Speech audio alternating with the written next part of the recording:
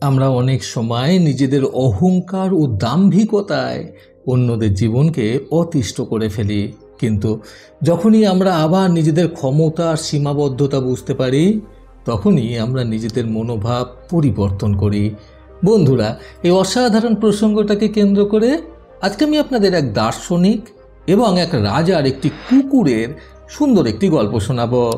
চ্যানেলে নতুন হলে সাবস্ক্রাইব করতে ভুলবেন না এবং অবশ্যই গল্পটি ভালো লাগলে একটা লাইক আশা করব।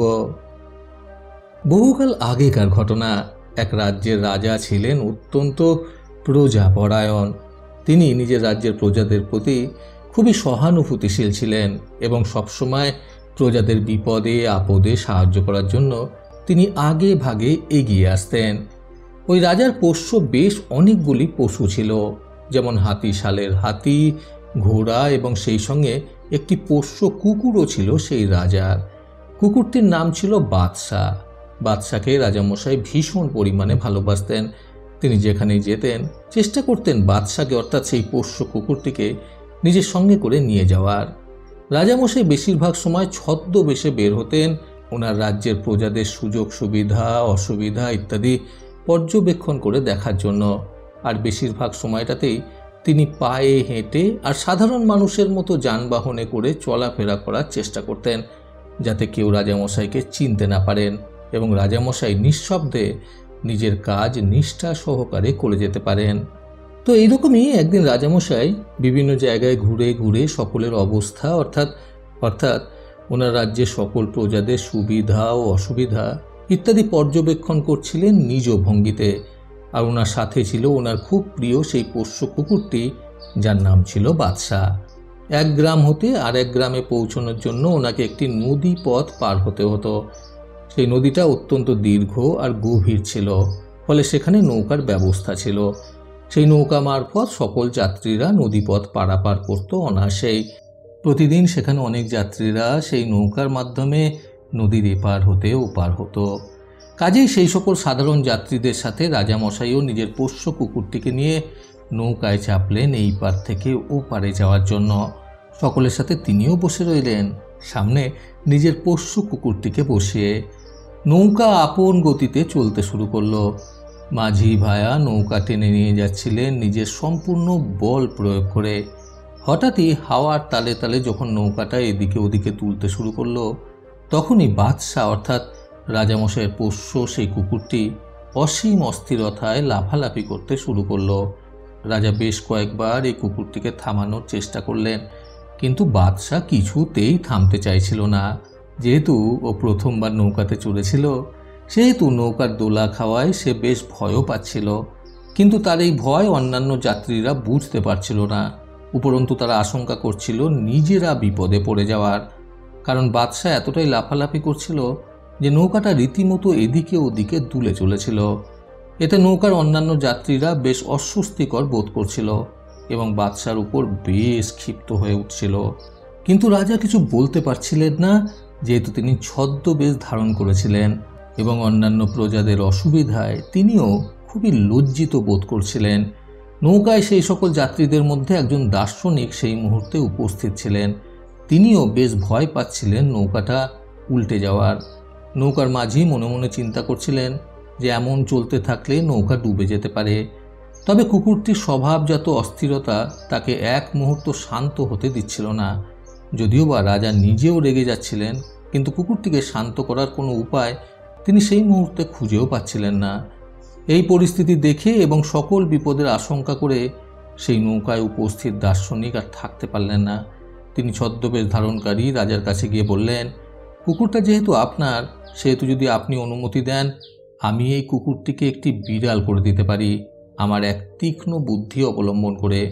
প্রথমেই রাজামশাই একটু আপত্তি জানালেও পরক্ষণে যখন তিনি দেখলেন যে বাদশাহ কিছুতেই চুপ করতে চাইছে না এবং তার লাফালাফি বন্ধ করতে চাইছে না, তখন তিনি নিজের সহ সকল প্রজাদের বিপদের আশঙ্কা করে সেই দার্শনিকের কথায় রাজি হলেন। তখন তিনি অনুমতি দিয়ে সেই দার্শনিককে বললেন, ঠিক আছে, দেখো কোনোভাবে চুপ করানো যেতে পারে কিনা একে। দার্শনিক তখন ছদ্মবেশ ধারণকারী রাজামশাই তথা সেই কুকুরটির মালিকের কাছ থেকে অনুমতি পেয়ে নৌকায় উপস্থিত যাত্রীদের মধ্য থেকে 2 জন যাত্রীর সাহায্য নিয়ে কুকুরটিকে ক্ষণিকের জন্য নদীর জলে ফেলে দিলেন। নদীর জলে পড়ে কুকুরটি ভয় এবং আতঙ্কের সাথে হাঁসফাঁস করতে করতে ভাসমান নৌকাটি ধরার প্রাণপণ চেষ্টা করতে লাগলো।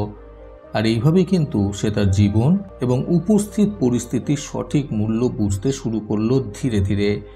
এইভাবে বেশ কিছুক্ষণ চলল। কুকুরটি তখনও সাঁতার কেটে চলেছে নিজের প্রাণ বাঁচানোর জন্য এবং ভাসমান নৌকাটিকে ধরার জন্য। কিছুক্ষণ পর আবারও দুজনের সাহায্য নিয়ে দার্শনিক নদীতে ভাসমান কুকুরটিকে পুনরায় নৌকায় তুলে দিলেন। এরপর কুকুরটা হাঁপাতে হাঁপাতে নৌকার এক কোনায় গিয়ে চুপটি করে বসে রইল।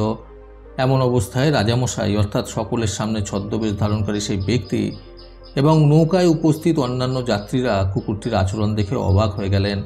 অনবরত ছটপট করতে থাকা এবং লাফালাফি করতে থাকা সেই কুকুরটি নিমেষের মধ্যে ভিজে বিড়ালে পরিণত হলো দার্শনিকের বলা কথা অনুযায়ী।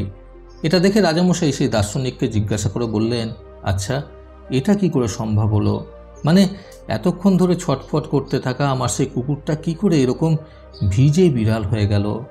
রাজার সাথে অন্যান্য সকলেরই একই প্রশ্ন নিজেদের মনে মনে জাগছিল।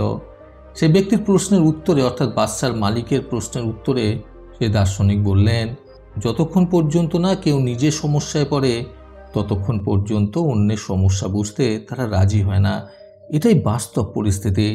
এই কুকুরটার ক্ষেত্রেও একই রকম ঘটনা ঘটেছে। অনবরত ছটপট করতে থাকা সেই কুকুরটা যখন জলের ভয় পেল এবং নৌকার উপযোগিতা বুঝতে পারল আর সেই সঙ্গে নিজের সীমাবদ্ধতা অনুভব করল, তখনই সে চুপচাপ বসে গেল। এর ফলে সে বুঝতে পারল যে আমি পূর্বের অবস্থায় অন্যদের জীবন অতিষ্ঠ করে ফেলেছি, কিন্তু নিজের ক্ষমতা সীমাবদ্ধতা উপলব্ধি করতে পেরে তখনই সে নিজের মনোভাব পরিবর্তন করেছে। তাই তার জীবন এখন সুসংহত এবং সহানুভূতিশীল হয়ে উঠেছে।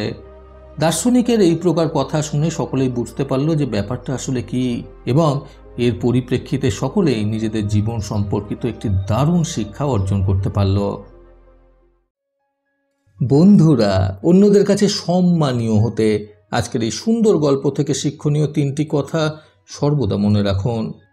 প্রথমত, নিজেদের অহংকার ও দাম্ভিকতায় কখনোই অন্যদের জীবন অতিষ্ঠ করে তোলা উচিত নয়। দ্বিতীয়ত, আমরা নিজেদের ক্ষমতা এবং সীমাবদ্ধতা বুঝতে পেরে গেলে সেটা আমাদের জীবনকে আরও সুসংহত এবং সহানুভূতিশীল করে তোলে। তৃতীয়ত, অন্যের ক্ষতি সাধন যাতে আমাদের দ্বারা না হয় সে বিষয়ে আমাদের বিশেষ নজর রাখা প্রয়োজন। প্রতিবারের মতো আবারও বলবো, এই পৃথিবী তাদেরকেই সম্মান দেয় যারা ইউনিক কিছু করার ক্ষমতা রাখে। সকলের সুস্থ এবং সুন্দর জীবন কামনে প্রকৃত জীবন থেকে আমি সন্তু চক্রবর্তী আবার আসবো আগামীকাল নতুন সুন্দর শিক্ষণীয় একটি ছোট গল্পের সাথে। ভালো শুনুন, ভালো থাকুন। ধন্যবাদ।